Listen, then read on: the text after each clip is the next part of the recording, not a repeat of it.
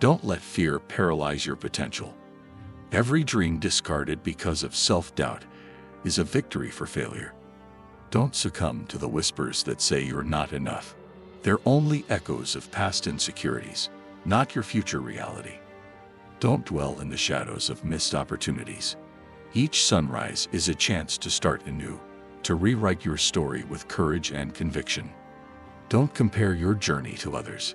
Your path is uniquely yours, filled with trials that shape your strength and triumphs, that highlight your resilience.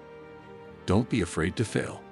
Failure is not a defeat, but a detour, redirecting you toward growth and wisdom. Embrace it, learn from it, and rise above it.